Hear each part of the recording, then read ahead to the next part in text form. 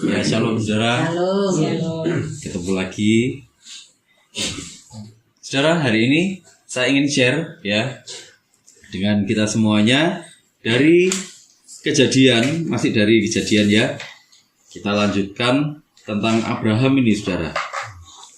Kejadian pasal 16 ya, ayat 1 sampai 5. Kalau sudah dapat ya, saya akan bacakan untuk kita semuanya. Judul perikopnya Hagar dan Ismail ya. Adapun Sarai istri Abram itu tidak beranak. Ia mempunyai seorang hamba perempuan, orang Mesir, Hagar namanya. Berkatalah Sarai kepada Abram, "Engkau tahu Tuhan tidak memberi aku melahirkan anak. Karena itu baiklah hampiri hambaku itu. Mungkin oleh dialah aku dapat memperoleh seorang anak." Dan Abram mendengarkan perkataan Sarai. Jadi Sarai istri Abram itu mengambil Hagar, hambanya, orang Mesir itu, yakni ketika Abram telah 10 tahun tinggal di tanah Kanaan, lalu memberikannya kepada Abram, suaminya, untuk menjadi istrinya. Abram menghampiri Hagar, lalu mengandunglah perempuan itu. Ketika Hagar tahu bahwa ia mengandung, maka ia memandang rendah akan nyonyanya itu. Lalu berkatalah Sarai kepada Abram, "Penghinaan yang kuderita ini adalah tanggung jawabmu. Akulah yang memberikan hambaku ke pangkuanmu, tetapi baru saja ia tahu bahwa ia mengandung, ia memandang rendah akan aku. Tuhan kiranya yang menjadi hakim antara aku dan engkau." Saudara, ini Hagar ini kemungkinan itu dapatnya waktu Abram lagi ada di Mesir. Ya, jadi Abram kan waktu itu dikasih macam-macam ya sama Fir'aun. Waktu peristiwanya Sarah itu. Nah, mungkin salah satunya itu yang diberikan oleh Fir'aun itu adalah Hagar ini. Ya, nah, itulah berjalan waktu. Nah, saudara, antara waktu Tuhan menjanjikan bahwa Abram punya keturunan sampai peristiwa ini itu ada waktu 10 tahun, saudara. Ya, waktu Tuhan berkata di pasal sebelumnya, perjanjian Allah dengan Abram, janji tentang keturunannya ini saudara di pasal ke-15 dengan di pasal ke-16 itu ada jarak kira-kira 10 tahun. Saudara, kalau saudara dijanjikan sesuatu gitu ya, nunggunya sampai 10 tahun, kira-kira saudara perasaannya gimana? Mengeluh. Mungkin saudara bakal berpikir gini, jajimbel gitu ya kan. Mosok iyo sudah 10 tahun loh ini nggak genep-genep. Nah, saya membayangkan saudara ya, Abram dan Sarai mungkin setahun pertama, 2 tahun pertama ya, mereka lagi hot-hotnya dalam artian, kita harus terima janji dari Tuhan, kita bakal dikasih keturunan, nanti harta benda kita diturunkan ke keturunan kita sendiri, bukan ke Eliezer. Wah, hati mereka gede saudara, hati mereka lapang jadinya, berbunga-bunga betul. Nah, tapi berjalan mungkin mulai masuk tahun ketiga, mulai kok gak ada tanda-tanda gitu ya. Tahun keempat, tahun kelima, tahun keenam dan seterusnya sampai ini tahun ke-10 saudara. Kayaknya ini sudah sering dibahas sama Abram dan Sarai. Sarai mulai merasa benar-benar yakin bahwa dia mandul. Ini gimana ya? Tuhan tuh berjanji, tapi kenapa ya sampai sekarang tuh gak ada penggenapannya? Mulailah mungkin Abram dengar kata-kata seperti itu, pertama mungkin dia lebih kuat ya, karena dia terima langsung janjinya dari Tuhan. Tapi lama-kelamaan saudara, dengar terus ngeng di kupingnya gitu, mulai dia berpikir, iya ya, Tuhan kok ya nggak ngomong apa-apa sama aku, nggak ngasih peneguhan lagi gitu ya. Kenapa ya? Berarti mungkin memang benar ini. Nah, apalagi di ayat kedua dibilang gini, Sarai bilang gini, "Engkau tahu Tuhan tidak memberi aku melahirkan anak." Ini ya, dalam bahasa aslinya sifatnya itu perfect. Perfect itu artinya sudah pasti, sudah terjadi, sudah selesai. Artinya waktu dibilang Tuhan tidak memberi aku melahirkan anak, aku memang mandul. Aku memang mandul dan aku gak mungkin punya anak. Sudah final ini. Mungkin Tuhan itu mau pakai cara yang lain. Wah, ini mulai pikirannya ya. Ngewangi Tuhan. Dia bilang gini, karena itu baiklah hampiri hambaku itu. Mungkin oleh dialah aku dapat memperoleh seorang anak. Nah, budaya waktu itu sangat memungkinkan untuk hal ini, saudara. Jadi, kalau seorang perempuan merdeka menikah dengan seorang laki-laki yang merdeka, gitu ya, ini sama-sama merdekanya, dia punya budak, dia boleh ngambil budaknya itu. Jadi dibilang gini, suamiku, dia jadikan selirmu, gitu ya, jadikan gundikmu. Nanti anakmu itu jadi anaknya budak ini akan jadi anakku. Waktu lahir digendonglah sama si Sarai atau nyonya ini. Dibilang, engkau anak yang telah kuperanakkan hari ini. Resmi dia jadi anak kandungnya. Jadi istilahnya itu cuma pinjem kandungan, gitu ya. Jelas ya di sini ya. Jadi Sarah itu pakai cara kayak gitu. Memang cara itu waktu itu sah secara hukum, secara budaya sah, nggak ada yang salah dengan cara itu. Nah, tapi saudara harus tahu, nanti kita berjalan dengan waktu ya. Ada Ismail dan ada Ishak. Anak perjanjian yang sesungguhnya yang mana? Nah, saudara gini, waktu ternyata nanti si nyonyanya ini hamil dan dia melahirkan anak dari kandungannya sendiri, otomatis hak kesulungan yang ada di anak yang dikandung oleh Hagar ini atau anak dari selirnya ini itu gugur. Sekalipun dia lahir pertama. Ya, sekalipun dia lahir pertama. Jadi dalam kasus ini nanti tetap Ishaklah yang punya hak kesulungan. Kenapa? Karena dia lahir dari rahimnya Sarai, nyonya dari Abraham. Jadi ini nanti dalam perjalanannya jauh ke depan nanti nggak perlu ada perdebatan siapa yang sebenarnya ini jadi ahli warisnya Abram atau jadi ahli warisnya Abraham. Siapa? Karena secara budaya waktu itu Ishaklah yang jadi pewaris. Ishaklah yang punya hak kesulungan. Jadi nanti di kemudian hari kalau ada perdebatan antara Ismail, Ishak, kita harus kembali ke budaya waktu itu. Budaya waktu itu menyatakan bahwa Ishaklah yang menjadi pewaris sah dari Abraham. Ya, saudara, ini jadi perdebatannya clear, nggak perlu ada perdebatan lagi ya, saudara ya. Nah, itu Sarah bilang itu aja sama Hagar aja, nggak apa-apa. Akhirnya hamil lah dia. Waktu hamil dia mulai menghina. Siapa? Menghina Sarai. Kamu tua dan kamu mandul. Wah, wanita saudara digitukan siapa yang gak sakit hati? Sakit hati, ya kan? Meskipun nanti anak jadi punyanya dia, tapi tetap sakit hati lah Sarai. Ya, mulailah dia gini. Semuanya ini salahmu. Secara hukum memang sah, tapi apa yang terjadi hari ini itu tanggung jawabmu. Inilah ya, yang nyuruh siapa? Yang ngamuk siapa? Yang salah siapa ini? Itu loh ya. Nah, inilah saudara ya. Maunya manusia itu seperti itu. Kalau sudah kejadian, saling menyalahkan satu sama lain. Seperti yang terjadi di Taman Eden kan? Iya kan? Ya. Hawa menyalahkan siapa? Adam menyalahkan siapa? Iya kan? Kalau ular sudah jelas salahnya. Ya gitu. Makanya orang sekarang paling gampang yang disalahkan siapa? Iblis. Ya kan? Dikit-dikit nyalakan iblis, padahal salahnya dia sendiri juga. Nah, saudara, inilah problemnya semua manusia sebenarnya. Semua manusia di dunia yang sudah jatuh di dalam dosa. Problemnya apa? Manusia itu ingin membantu Tuhan.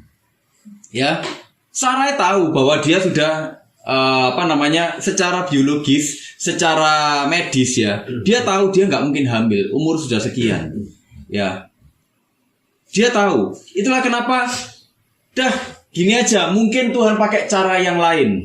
Secara budaya memungkinkan, ya sudah pakai cara itu aja. Dan inilah Abram mendengarkan Sarai. Abram mendengarkan Sarai tanpa mengujinya. Ini mirip dengan peristiwanya Adam dan Hawa. Waktu Hawa sudah diprovokasi sama ular, ya, diprovokasi. Semua kelihatannya indah dan logis. Diprovokasi makin yakin, akhirnya Hawa memberikan buah itu kepada Adam. Adam mendengarkan begitu saja. Dan peristiwa ini sebenarnya sangat mirip dengan peristiwa di Taman Eden. Abram yang bahkan dia itu sudah mendengarkan, sama seperti Adam ya saudara ya. Abram itu mendengarkan janjinya langsung dari Tuhan saudara. Ya, lewat retreat 2 hari 1 malamnya dia. Dia menerima langsung janji dari Tuhan. Tapi dia nggak berpikir untuk menguatkan Sarai. Oh enggak gitu. Tapi Tuhan itu yang kita tahu, Tuhan itu nggak pernah ingkar janji. Tuhan itu memimpin kita sampai sejauh ini. Enggak, dia nggak mau kayak gitu. Tapi dia menerima begitu saja apa yang dibilang sama Sarai. Ada kecurigaan saudara. Ada kecurigaan bahwa Abram sendiri sebenarnya menginginkan hal itu. Itulah kenapa Abram nggak nolak sama sekali, karena hatinya juga menginginkan itu. Ya. Ini kedagingannya Abram berbicara. Lihat saudara, bapak orang beriman melakukan kesalahan-kesalahan yang fatal juga. Saudara, itulah manusia yang ingin menolong Tuhan. Sebenarnya manusia ingin menolong Tuhan itu bukan karena Tuhan gak mampu, saudara. Manusia yang ingin menolong Tuhan, kenapa? Karena sebenarnya itulah hal yang memang ingin dilakukannya. Itulah hal yang memuaskan kedagingannya. Manusia menolong Tuhan sebenarnya bukan sungguh-sungguh untuk melayani Tuhan. Manusia menolong Tuhan karena manusia ingin memuaskan kedagingannya. Abram dalam hal ini ingin memuaskan kedagingannya dengan apa? Yang pertama, dia ingin punya anak. Sarai ingin menolong Tuhan. Kenapa? Karena dia ingin menutupi aibnya. Orang yang gak punya anak waktu itu adalah orang yang punya aib yang besar. Dia dianggap dikutuk oleh Tuhan. Dibilang di ayat kedua, karena itu baiklah hampiri hambaku. Itu mungkin oleh dialah aku akan memperoleh seorang anak. Mungkin waktu itu aku akan rebuild. Aku akan membangun kembali. Ya, membangun kembali apa? Kehormatannya. Itulah keinginannya Sarai. Jadi waktu orang sok-sokan membantu Tuhan, kita harus koreksi di dalam hati kita, saudara. Bener nggak aku ini melayani Tuhan? Jangan-jangan aku melayani kedaginganku. Jangan-jangan aku ini melayani pikiranku sendiri, keinginan-keinginanku yang ingin aku puaskan. Itulah kenapa di Kejadian dibilang kan, manusia itu berrahasia dengan Tuhan. Waktu manusia bersembunyi, waktu Tuhan manggil, Adam, Hawa, di mana engkau? Manusia, di mana engkau? Maka bersembunyilah mereka, ya kan? Manusia berrahasia dengan Tuhan. Manusia berkedok dengan Tuhan.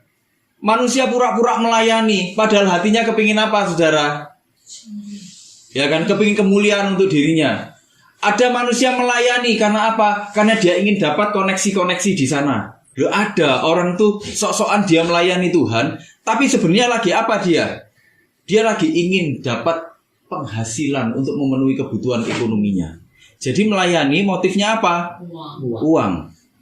Ada kan yang kayak gitu. Loh, aku melayani Tuhan. Iya, aktivitasnya melayani Tuhan, tapi hatinya tidak melayani Tuhan. Kita harus tahu, manusia itu kan gak maha tahu. Ya, karena dia gak maha tahu, dia tuh berusaha set, ya, berusaha ngeset segala sesuatu di sekelilingnya untuk mengatasi ketakutannya akan masa depan. Loh, ini tapi Tuhan gak nolong nih. Karena Tuhan gak nolong, berarti apa? Oh, kita bebas untuk melakukan apapun yang kita mau. Atau apapun yang bisa kita lakukan untuk kemuliaan Tuhan. Ngomongnya kayak gitu, ngomongnya untuk kemuliaan Tuhan, padahal enggak.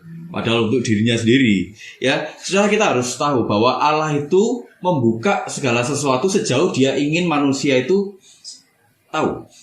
Jadi kalau Tuhan tuh kepingin kita tuh tahu sepanjang 1 kilometer atau 1 hari ke depan, ya cuma sampai situ aja diizinkan sama Tuhan. Saudara, saya ingin bacakan dulu di Amsal 25 ayat 2, saudara. Dibilang gini, kemuliaan Allah ialah merahasiakan sesuatu, tetapi kemuliaan raja-raja ialah menyelidiki sesuatu. Ya, jadi ini kemuliaannya beda. Ada begitu banyak rahasia dari Tuhan.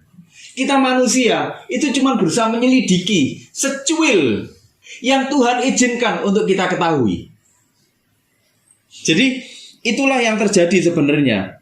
Abram dan Sarai yang tidak maha tahu berusaha mengamankan hatinya yang ketakutan karena ketidaktahuannya ini. Ya, dengan cara apa? Dia cari-cari cara. Karena dia sudah dapat aib, gimana caranya menutup aib ini? Karena dia sudah dijanjikan bakal punya keturunan. Bagaimana caranya punya keturunan? Kalau Tuhan ternyata nggak kasih keturunan dari rahimku, kita harus cari jalan. Itulah yang dilakukan oleh Abraham dan Sarah. Tapi sebenarnya kita harus tahu bahwa kalau kita nggak tahu apa-apa ke depan, saudara, nikmati aja. Nikmati kenapa? Karena justru itulah kita sedang menikmati kebesarannya Tuhan. Gitu loh. Kalau Allah segala langkahnya bisa kita ketahui, sebenarnya dia bukan Allah. Kenapa? Karena dia bisa kita prediksi. Segala sesuatu yang bisa kita prediksi itu ada batasnya, benar nggak saudara? Tapi Tuhan tuh nggak ada batasnya. Itulah kenapa kita nggak bisa memprediksi Tuhan begitu saja. Kalau Tuhan mengizinkan kita mengetahui untuk 1 atau 2 hari ke depan, sampai disitulah batasnya kita. Selebihnya itulah kebesarannya Tuhan. Makanya kalau kita hari ini nggak tahu apa-apa saudara tentang masa depan, kita bingung. Tuhan, kapan Tuhan? Ya bingung kan? Saya yang lebih muda juga nggak kalah pusingnya kok. Saya kalau doa juga saya bilang kok, Tuhan, aku pusing Tuhan. Tuhan soal ini pusing, terlalu pusing sudah. Gitu. Saya juga seperti itu kok saudara. Tapi setelah saya ngomong seperti itu, saya mulai melihat masa lalu. Bagaimana Tuhan memimpin hidup saya. Waktu saya nggak tahu apa-apa sampai hari ini. Disitulah saya lihat. Kalau dulu sampai sekarang Tuhan pimpin. Bahkan dalam ketidaktahuan saya, besok-besok Tuhan juga pasti pimpin. Itulah kemahabesarannya Tuhan. Jadi saudara nggak usah protes kalau kita nggak tahu apa-apa ke depan. Kenapa? Karena kita sedang diajak sama Tuhan menikmati kebesarannya. Nah itu sudut pandang yang harus kita kembangkan. Saudara, nanti kita akan lihat bahwa Tuhan nggak menghendaki kita jadi orang bodoh. Nanti kita akan lihat dalam alur peristiwa ini, saudara, bagaimana Tuhan tetap ingin kita ini jadi orang yang berhikmat. Gitu, ya. Jadi nggak ada cerita manusia ini sama Tuhan tuh dianggap bodoh, tidak. Tuhan tuh begitu menghargai manusia. Begitu menghargai manusia. Kenapa? Karena manusia diciptakan untuk dia sendiri, untuk dia miliki. Untuk sukacitanya Tuhan, untuk kesenangannya dia, gitu loh. Untuk kebahagiaannya, itulah kenapa manusia juga harus bahagia, gitu loh. Dalam sudut pandangnya Tuhan, itulah kenapa nanti kita akan belajar sama-sama. Ya saudara ya, misteri dalam rencananya Tuhan itu menunjukkan keluar biasaannya. Nah, waktu manusia ini mulai berjalan dengan rencananya sendiri, mulai memasukkan rancangan-rancangannya dalam rancangannya Tuhan, yang itu nggak sinkron. Rancangannya Tuhan gini, manusia berusaha gini, saudara. Ya, apa yang terjadi? Sebenarnya kekacauan dalam hidup kita sendiri kan, saudara. Kita bisa lihat bagaimana Sarai pada akhirnya mengalami kekecewaan yang besar. Ya kan? Kamu itu tak angkat loh kamu. Dulu kamu tuh budak. Budak punya hak nggak, saudara? Nggak punya. Tapi dia diangkat derajatnya. Ya, diangkat derajatnya jadi gundiknya Abram, jadi selirnya. Dia punya hak. Kamu udah tak angkat tapi kamu menghina aku, merendahkan aku. Kecewalah Sarai. Bener-bener dia kecewa. Mungkin berhari-hari dia nangis. Begitu Hagar tuh ngomong gini, Pak Abram, saya hamil. Wah, Abram mulai bahagia, berbunga-bunga. Sarai mungkin hari pertama dia merasa gitu juga. Wah, dia hamil. Akan ada sesuatu untuk menutup aibku. Ya, aku akan membangun kembali, rebuild apa yang sudah jadi aib. Itu akan sirna. Tapi mulai mungkin seminggu setelah itu, tahu hidupnya mulai tambah enak. Ya, pasti dimanja kan dia. Agar pasti dimanja, bener nggak? Akhirnya mulailah dia besar kepalanya, mulai dia memandang rendah, menghina. Dasar wanita tua, mandul, kamu nggak bisa memberikan dia anak, aku yang bisa. Wah, mulailah Sarah ini tiap hari hidup di dalam kekecewaan, hidup di dalam kepahitan. Hagar akhirnya berusaha mengklaim haknya. Haknya tetap diklaim, terus dipegangi terus dia. Dia nggak mau ngelepas haknya. Hak untuk apa? Untuk mendapatkan anak itu. Karena itu nanti akan jadi anakku. Begitu itu lahir, aku akan gendong dia. Terus aku akan bilang dia, inilah anak yang telah kuperanakkan hari ini. Sarai nunggu itu. Tapi dalam kekecewaannya dia luar biasa kecewa. Tapi ngomong sama Abram, bagaimana ini? Semua ini pokoknya tanggung jawabmu. Aku sekarang sudah direndahkan, aku dihina. Papa, tanggung jawabmu bagaimana, Papa? Dia nangis. Apa yang akan kau lakukan dengan ini, Papa? Gitu. Abram pusing, saudara. Tiap hari disambati. Mungkin hari pertama dia, sabar ya, Ma. Sabar ya. Mungkin hari pertama, hari kedua, seminggu pertama dia mulai sabar, saudara. Tapi mulai masuk minggu kedua, kesabarannya mungkin habis dia. Tidak bisa, Papa. Secukup kesabaranku. Ngamuk dia. Abram tambah pusing. Ya, inilah betapa pusingnya orang yang berusaha menolong Tuhan dengan caranya sendiri. Gitu loh ya. Nah, saudara, dalam peristiwa ini kita gini, saudara, saya ingin mengajak kita berpikir kayak gini. Pernah nggak kita menerima janji Tuhan, kita menerima satu impresi gitu ya, saudara ya, atau kita hidup di dalam misteri, kita nggak tahu Tuhan besok itu kok rasanya gelap semua ya, masa depanku kok rasanya gelap semua ya, ini masalah-masalah ini kok kayaknya nggak ada pemecahannya semua, ini kok kayaknya nggak ada jalan keluarnya semua, terus harus bagaimana, apa yang harus kita lakukan?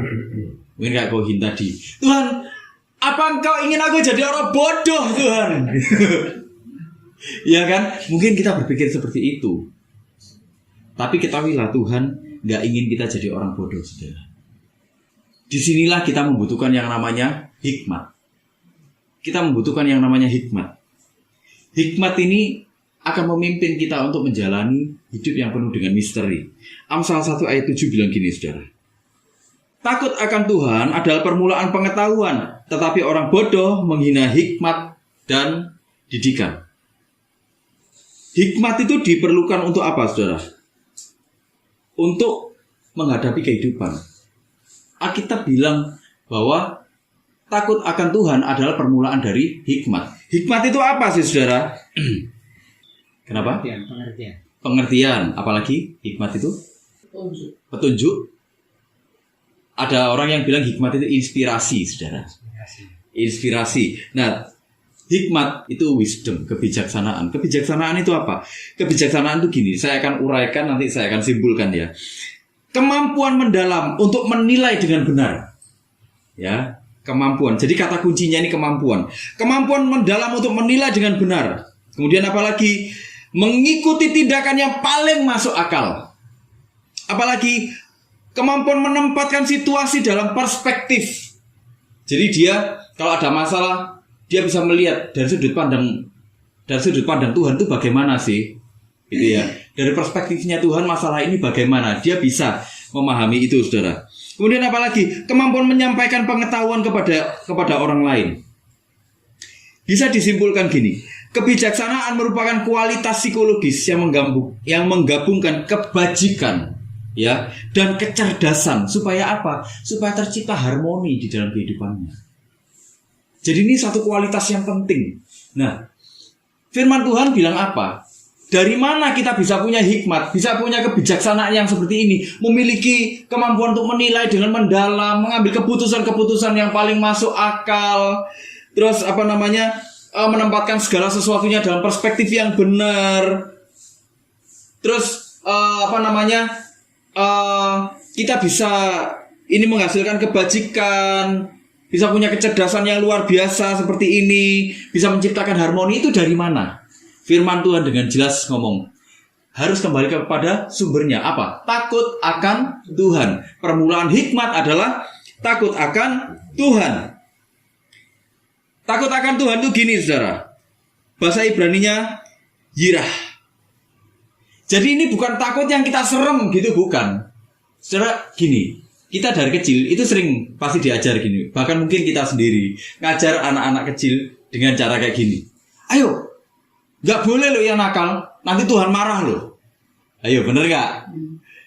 Kita dulu mungkin diajar seperti itu, atau mungkin kita sendiri ngajar anak kita kayak gitu. Ayo, gak boleh kayak gitu. Masa ngomong sama orang tua kayak gitu, nanti Tuhan marah ya. Ceplas sampai Tuhan. Ayo, yang kayak gitu gimana? Agak gedean dikit, kita dibilang kayak gini, Gak boleh kayak gitu membantah orang tua. Nanti kamu gak diberkati loh ya. Gak naik kelas loh. Ayo, ya kan? Akhirnya waktu kita gak naik kelas, kita mulai menyalahkan Tuhan. Gara-gara Tuhan nih. Jahat, masa cuma kayak gitu aja gak naik kelas.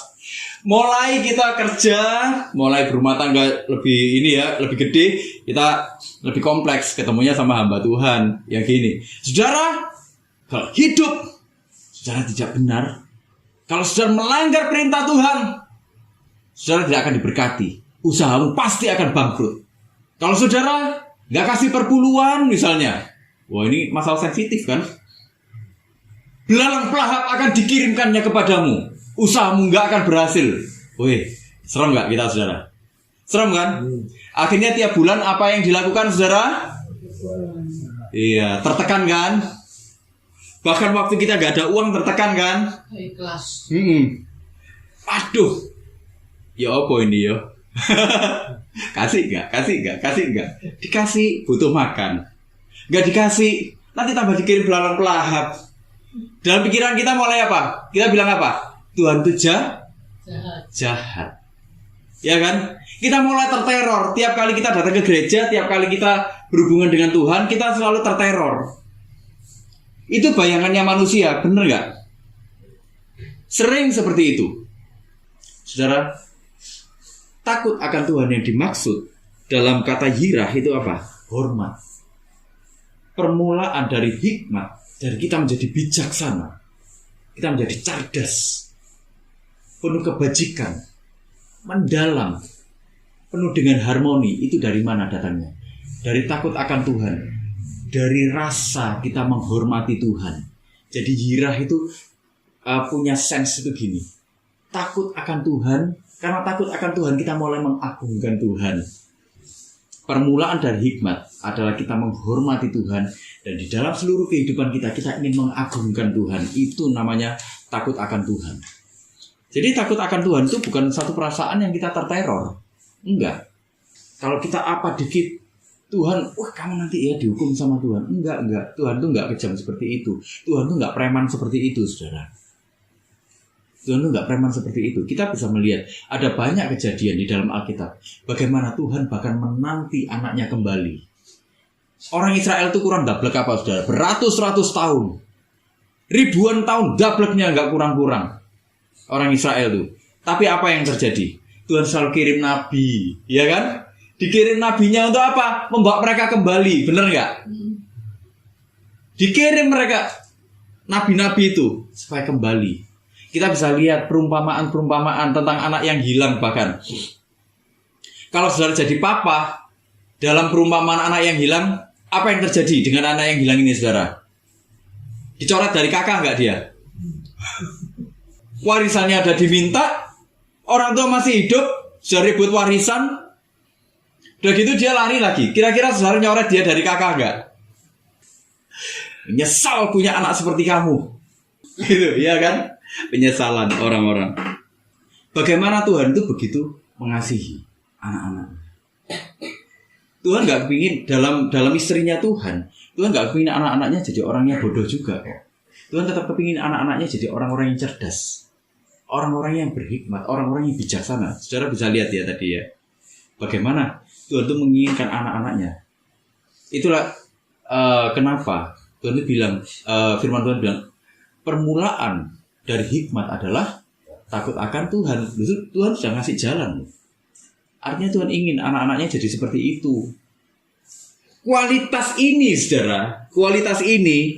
Jadi waktu kita mulai mengagungkan Tuhan, kita mulai menghormati Tuhan, hidup di dalam itu, menghasilkan apa? Menghasilkan ketakutan yang kudus. Jadi bukan ketakutan yang sifatnya teror, tapi ini ketakutan yang kudus. Dalam artian gini, kita kalau mau melanggar kehendak Tuhan, kita tuh dalam hati pikirannya gini, ini menyenangkan Tuhan gak ya? Gitu, saudara. Ini menyenangkan Tuhan gak? Bukan pikirannya gini, diberkati gak ya nanti kalau gini ya? Kalau gini nanti, wah dikutuk gak ya? Bukan gitu, itu perasaan terteror. Tapi perasaan dengan Tuhan, menyenangkan Tuhan gak? Jadi pertanyaannya selalu seperti itu, saudara. Bukan lagi pertanyaan-pertanyaan yang Jojo gak diberkati, rek, mateng aku. Sampai gak diberkati, mangan apa aku? Itu pertanyaan orang-orang yang ada di level pemahamannya, ada di level yang bawah. Saudara, kita harus tahu bahwa penjahat pun itu berteologi, saudara. Ya, penjahat pun itu berteologi, tapi teologinya rendah. Kenapa? Karena dia hanya memikirkan apa? Memikirkan memenuhi keinginannya, memenuhi egonya. Dia memikirkan tentang Tuhan, tapi Tuhan yang bagaimana? Karena egonya sendiri adalah Tuhannya. Sementara kita orang-orang yang makin mengenal Tuhan, itu semakin tinggi, semakin tinggi, semakin tinggi. Yang kita pikirkan cuma tentang Tuhan. Di dalam hidup ini, semua yang kita pikirkan cuma tentang Tuhan. Bukan lagi tentang berkat-berkatnya, saudara. Semakin kita berjalan dengan Tuhan, yang kita pikirkan itu sebenarnya bukan lagi soal berkat-berkatnya. Yang kita pikirkan itu tentang menyenangkan Tuhan. Segala sesuatunya itu tentang Tuhan. Ayo kita koreksi. Kita ini ada di posisi yang mana sekarang? Apakah dalam hidup kita sehari-hari kita cuma berpikir tentang berkatnya, kelimpahannya, apa cuma seperti itu? Apa kita sudah ada di level yang tinggi yang Tuhan harapkan? Apa yang kita pikirkan, yang kita lakukan itu semuanya hanya tentang Tuhan. Gitu loh, saudara. Ini yang sebenarnya Tuhan tuh harapkan, dan ini yang sebenarnya Tuhan dorong. Supaya apa? Supaya kita semua ada di posisi yang itu. Saya yakin Abram dan juga Sarai waktu itu sebenarnya sama Tuhan sedang didorong ke sana. 10 tahun Tuhan gak bilang apa-apa lagi, saudara. Sebenarnya Tuhan sedang mendorong Abram dan Sarai untuk sampai pada titik ini. Titik apa? Semua yang dipikirkan, semua yang dilakukan, semua yang diinginkan itu hanya tentang Tuhan, Tuhan, Tuhan, dan Tuhan lagi.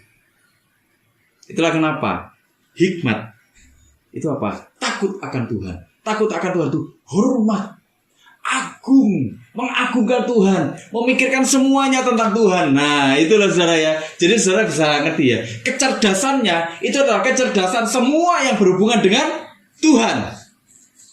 Kalau kita mempunyai kecerdasan itu, cerdaslah hidup kita sungguh-sungguh. Kalau kita punya kebijaksanaan seperti itu, bijaksanalah hidup kita sungguh-sungguh. Bahagialah hidup kita sungguh-sungguh. Kenapa? Karena semua yang kita pikirkan, semuanya kembali kepada keinginannya Tuhan. Semua yang kita lakukan, semuanya kembali kepada apa yang Tuhan ingin kita lakukan.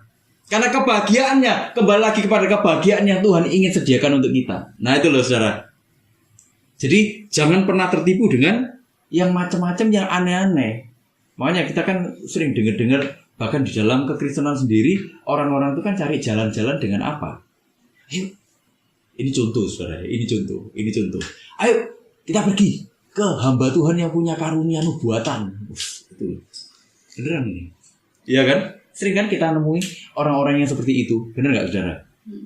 Gak taunya salah kabeh gitu loh. Saya sering ketemu orang-orang yang seperti itu saudara. Kemana-mana dia cari. Dan akhirnya apa yang terjadi? Hidupnya pusing ke sana ke sini. Karena suatu saat saya ketemu sama orang yang seperti itu, pada akhirnya dia bilang sama saya, Son, kenapa ya? Ke sana ngomongnya beda. Ke sana lu ngomongnya kok beda mana? Lha iki Tuhan sing bener sing mana? Dewa berat. Tambah bingung hidupnya, tambah gak terarah, dia lari ke sana kemari, ke sana kemari. Padahal Tuhan memberi apa? Memberi kepada kita pimpinan roh yang sama, Roh Kudus yang sama itu memimpin hidup kita semuanya hari ini. Roh Kudus yang memimpin hamba Tuhan, pendeta-pendeta. Roh Kudus yang sama itu juga memimpin ibu-ibu rumah tangga, memimpin bisnismen, memimpin apa? Memimpin pekerja. Roh Kudus yang sama itu yang memimpin saudara. Gitu loh. Itulah kenapa kalau kita ada di persimpangan jalan, kita menghadapi misteri-misteri seperti itu. Ini yang seharusnya Abram lakukan, menguji segala sesuatu. 1 Tesalonika 5 ayat 21 saudara bilang gini. Ujilah segala sesuatu dan peganglah yang baik. Ya, ujilah segala sesuatu. Menguji itu gini, dokimaso. Dokimaso itu berarti ya dia menguji, examine. Examine itu jadi gini, mengamati sampai mempertimbangkan, mengamati dengan detail. Mempertimbangkan dengan sangat cermat dan terperinci sampai dia menemukan sesuatu, menemukan linknya, sampai dia tahu sesuatu itu palsu atau sesuatu itu asli. Jadi Abram ini kan saya yakin dia punya keintiman dengan Tuhan, benar nggak? Dia punya keintiman dengan Tuhan. Pertanyaan saya waktu itu, kenapa kok Abraham nggak melakukan itu? Tanya langsung sama Tuhan.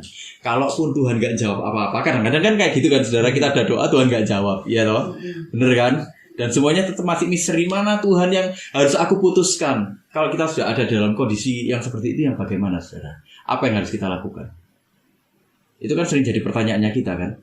Itulah pentingnya hikmat saudara.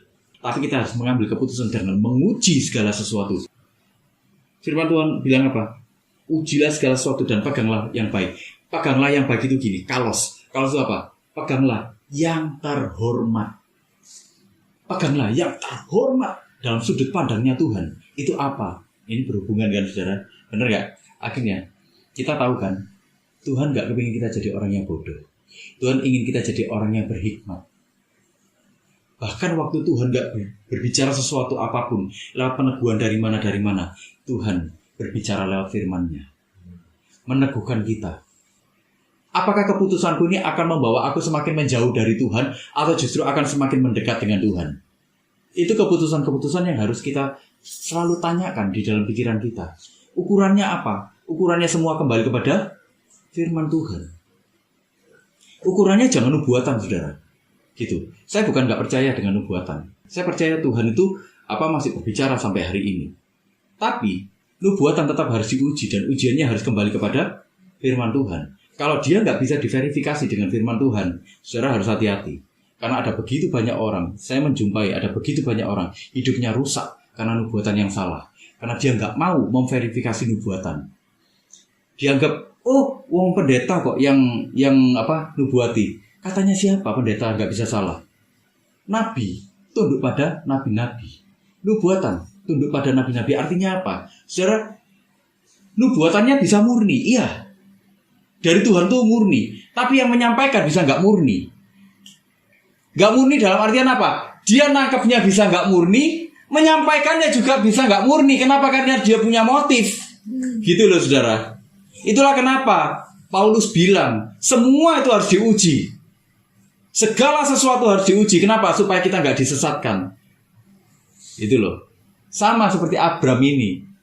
Mungkin waktu itu kalau dia menguji segala sesuatu, saudara ya, ceritanya mungkin nggak kayak hari ini ya, saudara ya. Mungkin ceritanya akan berbeda. Tapi Tuhan mengizinkan kesalahan diperbuat oleh Abram waktu itu. Ya, Abram punya sisi manusiawi. Saudara, dalam menghadapi misteri ilahi seperti itu, hidup ini kan pasti penuh misteri kan, saudara. Ya, pasti penuh misteri. Dan kadang-kadang kita nggak nemu jawaban. Saudara, hidup penuh misteri. Kuncinya itu cuma apa? Percaya, taat, dan tekun. Itu aja. Supaya kita nggak disesatkan kemana-mana. Percayalah Tuhan melakukan apa yang baik buat kita. Taatilah apa yang ada di dalam firman Tuhan. Taat, hidup takut akan Tuhan. Tekunlah. Sekalipun kita nggak ngelihat apa-apa jelas di depan, tetap tekun. Berjalanlah di dalam kebenaran firman Tuhan. Percayalah saudara, gelap itu nggak akan selamanya gelap kok. Pasti ada waktunya, ada satu titik terang nantinya.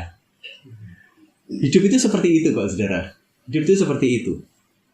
Allah memang misteri, tapi kehidupan ini Tuhan tuh memberikan clue, memberikan tanda-tanda, memberikan jejak-jejak yang bisa kita pelajari.